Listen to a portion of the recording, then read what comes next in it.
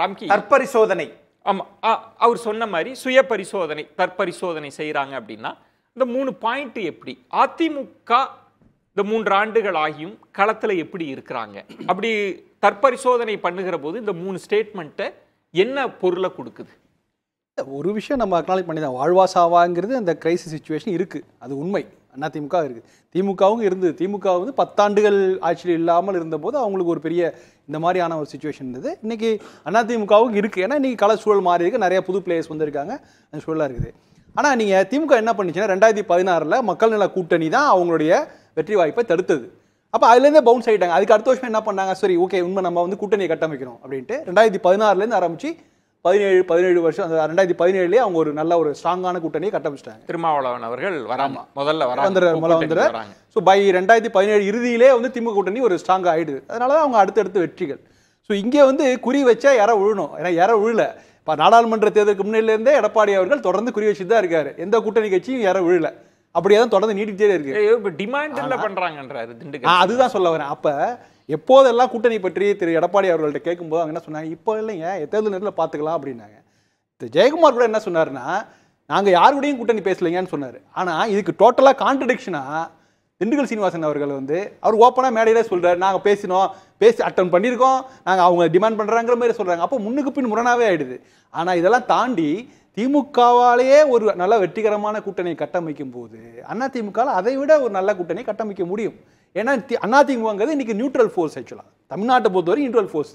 நீங்கள் மற்ற கட்சிகள் எடுத்துங்க, ஈவன் புதுசாக வந்து விஜய் கட்சி கூட என்ன சொல்றாரு, நான் பாஜக கூட்டணி போட மாட்டேன், திமுக கூட்டணி கிடையாது அப்படிங்கிறார். அதிமுக அப்படி கிடையாது. அதிமுக பிறந்ததே ஆன்டி திமுக தான். திமுகவை தவிர மற்ற யார் கூடனாலும் கூட்டணி செய்யறதுக்கு நாங்கள் தயார். இப்போ அவங்க பாஜகன்னு சொல்றாங்க, அதுக்கான பலன்கள் அவங்களுக்கு கிடைத்ததுனால பாஜக விலகி இருக்காங்க.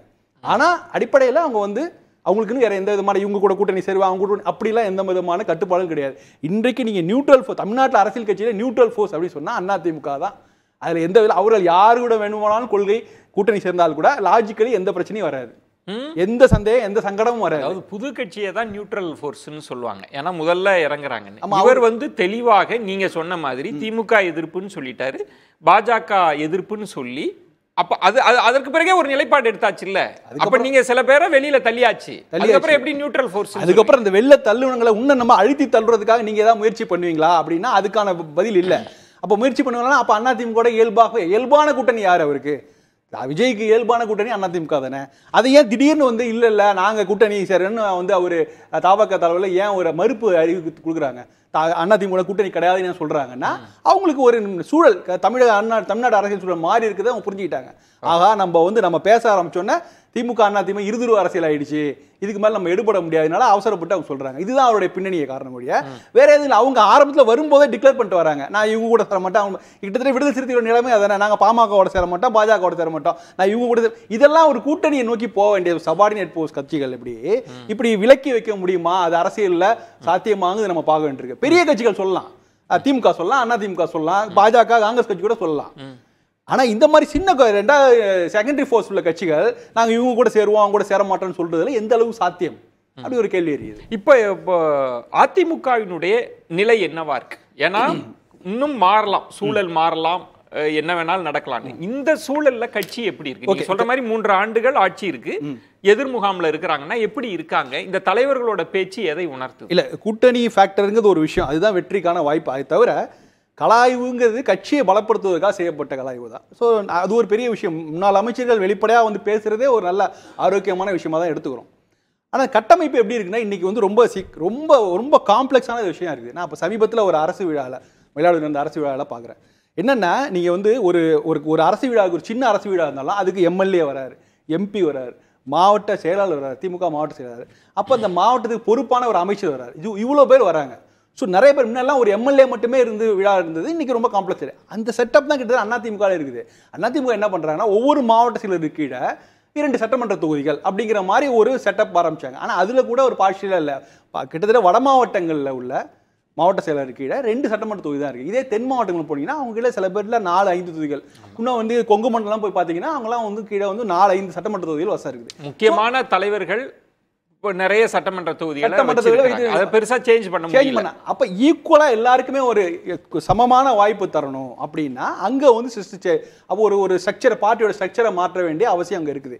இதெல்லாம் செய்தால் தானே. அப்போ ஒரு பக்கம் வந்து இப்போ கூடுதலாக முழுக்க மேற்கு மாவட்டம், தென் மாவட்ட செயலர்களே ஒட்டுமொத்த கட்சியினுடைய முக்கியமான முடிவுகளுக்கு காரணமாக இருப்பாங்க, நம்ம எப்படி ஏற்றுக்க முடியும்?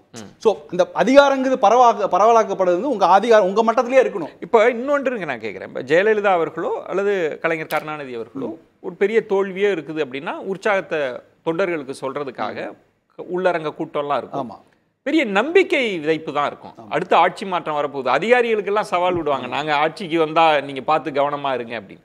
ஆனா இது வந்து ஒரு பலவீனத்தை வெளிப்படுத்துற மாதிரி இருக்கா? ஒரு பிரியன் அவர்கள் சொன்ன மாதிரி எல்லாருமே ஒரு நெருக்கடியை ஃபீல் பண்ணி பேசுறாங்களா? இல்ல, நான் அப்படி பார்க்கல. ஏன்னா கலாய்வுங்கிற ஒரு விஷயத்தை செய்ததே வந்து அவங்க வந்து பண்ண மாதிரி தெரியல. அவங்க நீங்கள் எம்ஜிஆர் காலத்தையும் ஜெயலலிதா காலத்துலாம் அது மாதிரி நடந்து கிடையாது. இவர் வந்து இவருடைய கீழே இருக்கிற இவரு கூட சக தலைவர்களை வந்து எம்பவர் பண்றாரு. நீங்க போங்க கலை.